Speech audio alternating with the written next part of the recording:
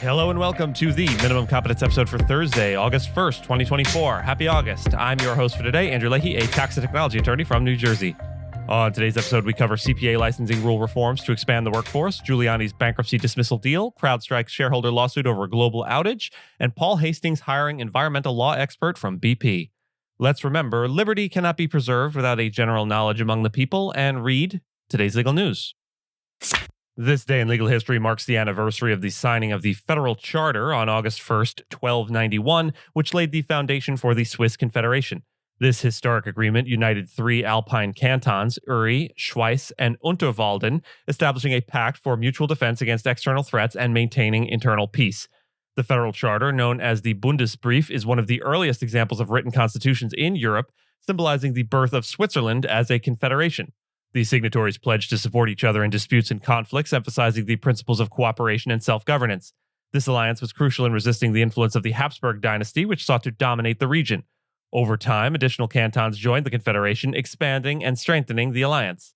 The Federal Charter's emphasis on mutual defense and collaboration laid the groundwork for Switzerland's long-standing tradition of neutrality and federalism.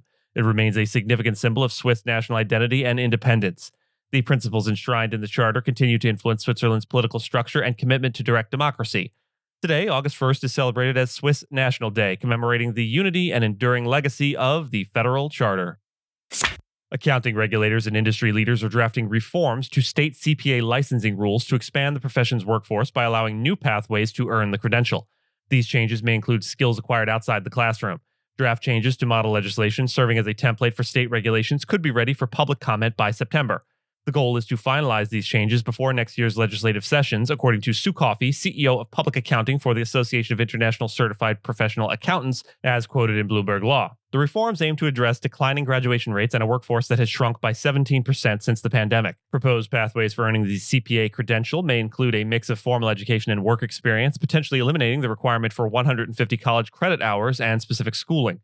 A recent report suggests offering skills-based paths without traditional education requirements, which could attract more candidates, including minority students. The report also recommends increasing starting wages, improving the profession's image, and providing more flexible schedules. The Pipeline Task Force is collaborating with the National Association of State Boards of Accountancy to develop model language and outline essential skills for credentialed accountants. In September, a broader group of industry leaders will discuss advancing these recommendations and developing a scorecard to measure progress. States are already exploring flexible education requirements, with some proposing alternatives such as apprenticeships and different combinations of education and experience. Coffey emphasized that any licensing reforms should maintain the rigor of the CPA license while accommodating state-specific solutions. Rudolph Giuliani has agreed to pay $100,000 in cash and use proceeds from future sales of his multi-million-dollar homes to settle administrative bankruptcy fees, concluding his Chapter 11 case.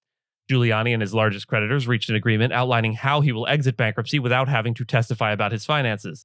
Despite a judge ruling that the case must be dismissed due to a lack of progress, Giuliani initially struggled to guarantee payment for an estimated $400,000 in fees.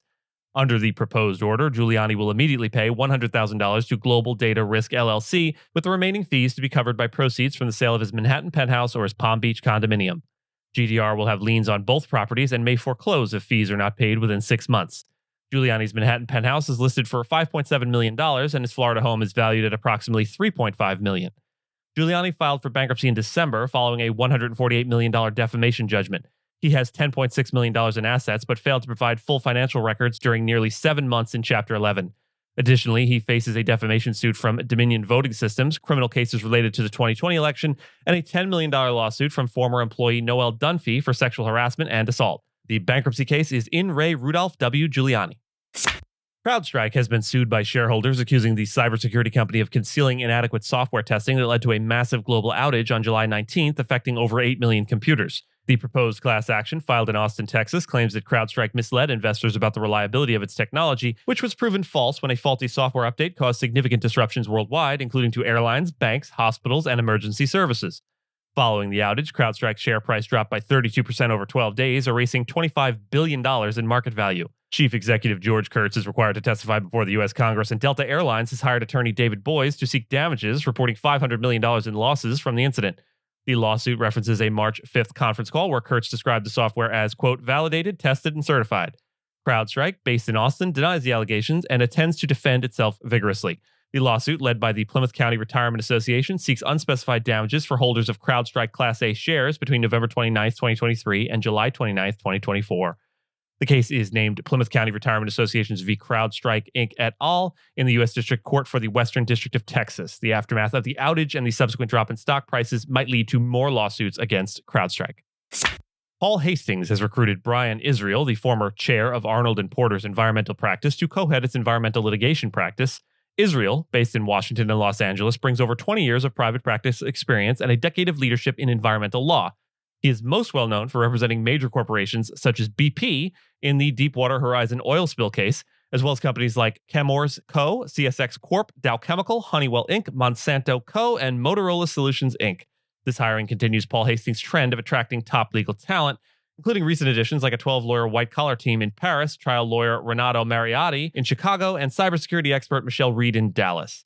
Paul Hastings' chair, Frank Lopez, stated that Israel's addition enhances the firm's capability to handle complex and important matters for its premier clients. And with that, I thank you so much for listening to Minimum Competence, your daily news podcast for lawyers. If you're looking for more than minimum competence, links to further reading on all the topics touched on today are in the show notes.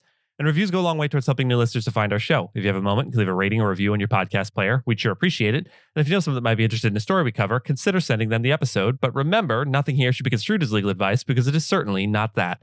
And Minimum Competence is available at minimumcomp.com and wherever you get your finely crafted podcasts. If you haven't checked out the website in a while, give it a look. There are complete transcripts and resources for each episode and its corresponding segments, as well as an opportunity to receive new episodes in email, newsletter, form. We'll see you back here tomorrow, and until then, remember, to be good and to do good is all we have to do.